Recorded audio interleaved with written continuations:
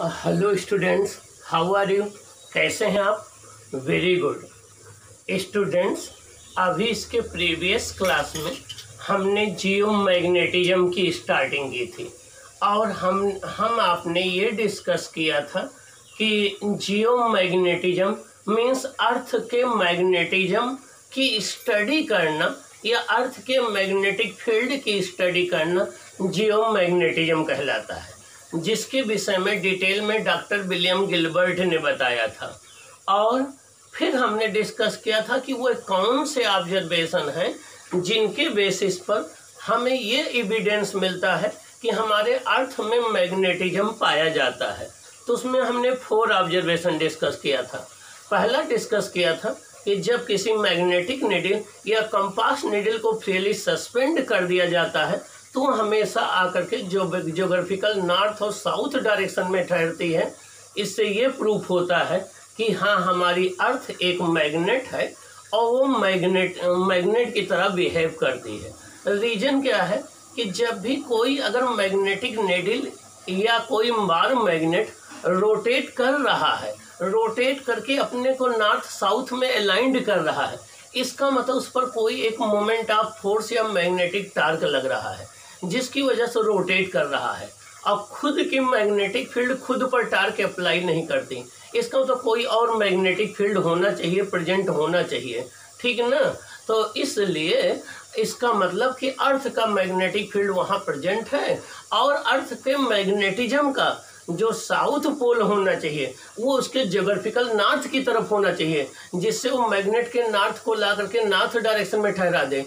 और अर्थ के मैग्नेटिज्म का जो नॉर्थ पोल होना चाहिए वो उसके ज्योग्राफिकल साउथ के साथ होना चाहिए। ओके, उसके बाद हमने कुछ इम्पॉर्टेंट डिफिनेशन की डिस्कस की थी। अब आज हम डिस्कस करने चल रहे हैं elements of earth magnetic field. ये इम्पॉर्टेंट है, आपके बोर्ड में भी जरूर पूछा जाता है, ठीक ना। तो अब हम डिस्कस करेंगे elements of earth magnetic field. अब ये elements of earth magnetic field क्या होता है? किसी भी प्लेस पर अर्थ के मैग्नेटिक फील्ड को कंप्लीट डिस्क्राइब करने के लिए हमें जिन 3 पैरामीटर्स की जरूरत पड़ती है उन्हें हम elements of earth magnetic field कहते हैं। किसी भी प्लेस पर अर्थ के मैग्नेटिक फील्ड को कम्प्लीटली डिस्क्राइब करने के लिए हमें जिन पैरामीटर्स की जरूरत पड़ती है उन्हें हम बोलते हैं elements of earth magnetic field. क्या बोलते हैं? Elements of earth magnetic field. तो इसमें 3 पैरामीटर्स आ जाते हैं। एक आ जाता है एंगल ऑफ डिक्लिनेशन, एक आ जाता है एंगल ऑफ डिप, एक आ जाता है horizontal component of earth magnetic field. Okay, तो आइए हम देखते हैं कि इनको डिफाइन कैसे करेंगे, इनकी डिफिनेशन क्या है। ये इंपॉर्टेंट है आपके एग्जाम के लिए। हमारी हेडिंग है elements of earth magnetic field. Earth magnetic field के एलिमेंट्स मीन्स कौन से 3 पैरामीटर्स हैं जिनकी जानकारी अगर हमें हो जाए तो हम किसी भी प्लेस पर अर्थ के मैग्नेटिक फील्ड को डिसाइड कर सकते हैं। उसे हम elements of the earth magnetic field कहते हैं। पहला है एंगल ऑफ डिक्लिनेशन। क्या? Angle of declination. इसको हमने फाई से डिनोट किया। किससे? फाई से।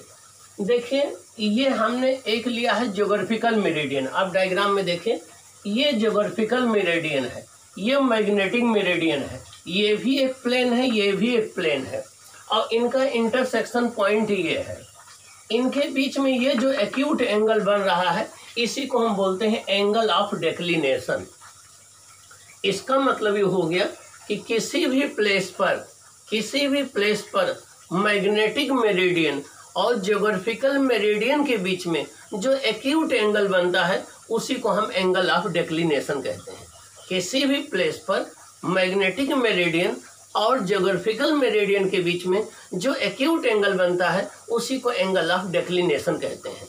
The angle between the magnetic meridian and geographical meridian, the acute angle between the magnetic meridian and geographical meridian at a place is called angle of declination।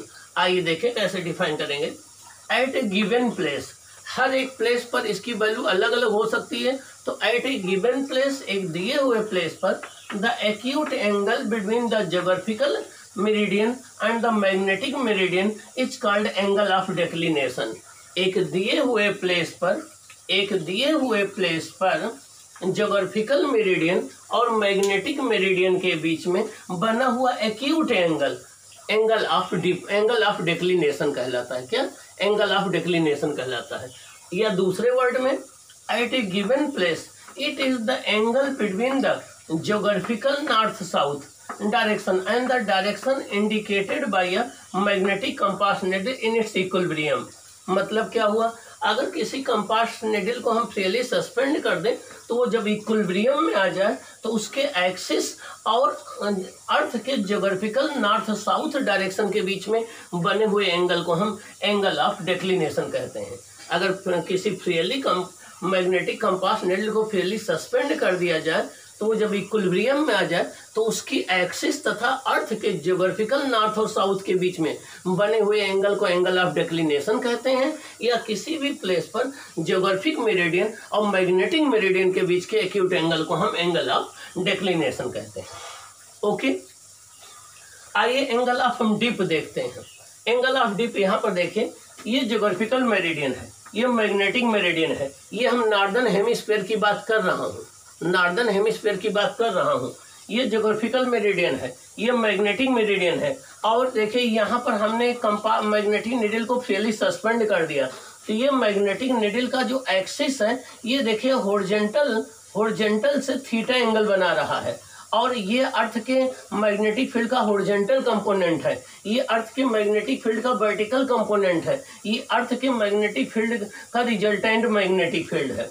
तो इसको दो तरीके से डिफाइन कर सकते हैं। एक हम ये डिफाइन कर सकते हैं कि किसी कंपास नीडल को मैग्नेटिक मेरिडियन में फ्रीली सस्पेंड करने पर उसका एक्सिस हॉरिजॉन्टल डायरेक्शन से जितना एंगल बनाता है उसे एंगल ऑफ डिप कहते हैं। एक डिफिनेशन ये है, किसी मैग्नेटिक नीडल को फ्रीली सस्पेंड करने पर मैग्नेटिक मेरिडियन में उसका एक्सिस अर्थ के हॉरिजॉन्टल कंपोनेंट से जितना एंगल बनाता है उससे एंगल ऑफ डिप कहते हैं। या दूसरी डिफिनेशन क्या है? अर्थ का net magnetic field magnetic meridian में अर्थ का net magnetic field horizontal direction से जितना एंगल बनाता है उसे हम एंगल ऑफ डिप कहते हैं। ये इंपॉर्टेंट है आपके लिए। तो देखें, at a given place it is the angle which the direction of resultant magnetic field of earth sustained with respect to the horizontal in magnetic meridian। मतलब मैग्नेटिक मेरिडियन में अर्थ के रिजल्टेंट, ये रिजल्टेंट मैग्नेटिक फील्ड है, magnetic meridian में अर्थ के resultant magnetic field के द्वारा horizontal से बना हुआ एंगल ऑफ डिप कहलाता है। या दूसरी डिफिनेशन, मैग्नेटिक मेरिडियन में किसी मैग्नेटिक नीडल को फ्रीली सस्पेंड कर देने पर उसकी एक्सिस द्वारा हॉरिजॉन्टल से बना हुआ एंगल ऑफ डिप कहलाता है। ओके। अब आपको पता है कि मैग्नेटिक नीडल जो है वो वर्टिकल हॉरिजॉन्टल दोनों प्लेन में रोटेट कर सकती है, जबकि कंपास नीडल केवल हॉरिजॉन्टल प्लेन में रोटेट कर सकती है। ये डिफरेंस होता है कंपास नीडल और मैग्नेटिक नीडल में। तो जब हम किसी मैग्नेटिक नीडल को मैग्नेटिक मेरिडियन में फ्रीली सस्पेंड कर देंगे तो वो अर्थ के रिजल्टेंट मैग्नेटिक फील्ड के डायरेक्शन में आके ठहरती है और फिर उसका जो हॉरिजॉन्टल से एंगल होता है उसी को एंगल ऑफ डिप बोलते हैं। अब जब हम इक्वेटर पर बात करेंगे तो अर्थ के मैग्नेटिक इक्वेटर पर वर्टिकल कंपोनेंट 0 होता है, तो कंपास नीडल आकर के हॉरिजॉन्टल ठहरेगी तो एंगल ऑफ डिप 0 डिग्री हो जाएगा। जब आप पोल्स पर जाएंगे तो पोल्स पर हॉरिजॉन्टल कंपोनेंट मैग्नेटिक फील्ड का 0 होता है, केवल वर्टिकल कंपोनेंट बचता है और मैग्नेटिक नीडल वर्टिकल हो जाएगी तो उसका हॉरिजॉन्टल से एंगल 90 डिग्री हो जाएगा। तो पोल्स पर एंगल ऑफ डिप 90 डिग्री होता है और इक्वेटर पर 0 डिग्री होता है। एक बात और, अगर आप अर्थ के नॉर्दर्न हेमिस्फीयर में हैं तो नॉर्दर्न हेमिस्फीयर में जो मैग्नेटिक नीडल का नॉर्थ पोल है ये आपका हॉरिजॉन्टल से नीचे की ओर डिप करेगा। ये देखिए नीचे की ओर डिप कर रहा, अर्थ के सरफेस की तरफ डिप करेगा। अगर आप सदर्न हेमिस्फीयर में हैं तो उस केस में कंपास नीडल मैग्नेटिक नीडल का साउथ पोल जो है वो अर्थ की तरफ डिप करेगा। तो ये डायग्राम नॉर्दर्न हेमिस्फीयर में बनाया गया है। आइए देखें, at a given place it is the angle which the axis of the freely suspended magnetic needle subtend with respect to the horizontal in the magnetic meridian. Means magnetic meridian में किसी magnetic needle को freely suspend कर देने पर उसका axis horizontal direction से जो angle बनाता है उसे एंगल ऑफ डिप कहते हैं। किसी मैग्नेटिक नीडल को मैग्नेटिक मेरिडियन में फ्रीली सस्पेंड कर देने पर उसका एक्सिस हॉरिजॉन्टल डायरेक्शन से जो एंगल बनाता है उसे एंगल ऑफ डिप कहते हैं। In northern hemisphere north pole of the freely suspended magnet needle will dip downwards. Northern hemisphere में मैग्नेटिक नीडल का नॉर्थ पोल डाउनवर्ड डिप करेगा। देखिए यहाँ पर ये नॉर्थ पोल है, डाउनवर्ड डिप किया है। In southern hemisphere south pole of the freely suspended magnetic needle will dip downwards means towards the earth. अगर अर्थ सरफेस, अगर आप सदर्न हेमिस्फीयर की बात कर रहे हैं तो सदर्न हेमिस्फीयर में किसी भी मैग्नेटिक नीडल का जो आपका साउथ पोल होता है वो जो है अर्थ की तरफ डिप करेगा, जबकि नॉर्दर्न हेमिस्फीयर में नॉर्थ पोल डिप करेगा। At poles theta equal to 90 degree होता है। मीन्स दोनों पोल पर एंगल ऑफ डिप 90 डिग्री होता है। रीजन क्या है कि पोल्स पर हॉरिजॉन्टल कंपोनेंट मैग्नेटिक फील्ड का 0 होगा, केवल वर्टिकल कंपोनेंट बचेगा और वर्टिकल कंपोनेंट में जो है वो मैग्नेटिक फील्ड वर्टिकल हो जाएगी तो उसका हॉरिजॉन्टल से एंगल 90 डिग्री हो जाएगा। इक्वेटर पर एंगल ऑफ डिप क्या होता है? 0 डिग्री होता है। क्या होता है? एंगल ऑफ डिप 0 डिग्री होता है। अब डिप सर्कल क्या होता है ये मैं आपको बता दूं। एंगल जो है एंगल ऑफ डिप को मेजर करने के लिए हम एक इंस्ट्रूमेंट का यूज करते हैं जिसको डिप सर्कल कहते हैं। क्या कहते हैं? एंगल ऑफ डिप को मेजर करने के लिए हम जिस इंस्ट्रूमेंट का यूज करते हैं या जिस डिवाइस का यूज करते हैं उसे हम डिप सर्कल कहते हैं। क्या कहते हैं? डिप सर्कल कहते हैं। और डिप सर्कल में मैग्नेटिक नीडल का यूज किया जाता है जो कि फ्रीली जो है वर्टिकल और हॉरिजॉन्टल दोनों प्लेन में रोटेट कर सकती है।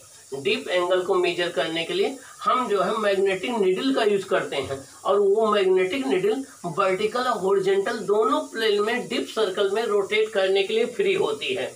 ओके, तो मैग्नेटिक नीडल का जो वर्टिकल ग्रेजुएटेड स्केल है वो हॉरिजॉन्टल से जितना एंगल मेजर करता है वही एंगल ऑफ डिप कहलाता है। तो डिप सर्कल एक ऐसी डिवाइस है जो एंगल ऑफ डिप को मेजर करने के लिए यूज की जाती है, जिसमें मैग्नेटिक नीडल का यूज करते हैं और मैग्नेटिक नीडल जो है वो वर्टिकल और हॉरिजॉन्टल दोनों रोटेट कर सकती है डिप सर्कल में। फिर उसका जो एंगल हॉरिजॉन्टल से बनता है वही एंगल ऑफ डिप कहलाता है। ओके, ये तो रहे दो कंपोनेंट अर्थ एलिमेंट के, अर्थ मैग्नेटिक फील्ड के। अब तीसरा है हमारा horizontal component of the earth magnetic field. क्या है? Horizontal component of the earth magnetic field. आइए देखते हैं ये क्या होता है हॉरिजॉन्टल कंपोनेंट।